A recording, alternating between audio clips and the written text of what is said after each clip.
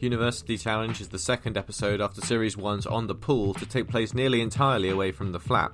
That time was because Mark was half-heartedly trying to pull a girl, Valerie, and this time because Mark is literally stalking another girl, April.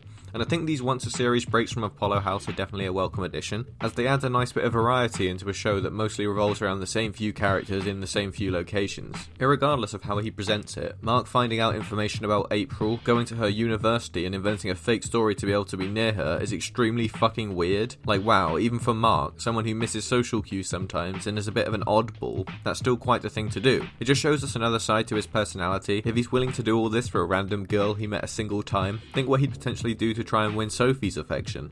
April exists, I guess. She says lines. I don't find her that interesting, because she really isn't. She's a quiet student who just gets on with things, but you can't really criticise her for this, as she's clearly written this way intentionally. It's not like they went for comedy and it missed. She wasn't meant to be funny in the first place. She's more of a catalyst for Mark and Jez to get into social situations than anything else. In fact, you could see April's lack of personality as a device to show how desperate Mark is for affection. He's willing to drop everything to chase down a random girl he's completely disconnected from in every way, other than the fact that they both like ancient history. You'd almost feel bad for him if it wasn't so incredibly creepy, especially the part where he's essentially begging her to sleep with him, specifically tonight. I love how Jez tries so hard to be like Hans in this episode, but completely messes it all up. Hans steals chocolate and frontmans a band. Jez gets caught stealing chocolate and gets kicked off stage. The way he half-heartedly repeats Hans's "they should be paying me to eat this shit" line is great too. Jez is very much a sponge and takes up traits of whoever he's hanging around with, and it really shows in this episode.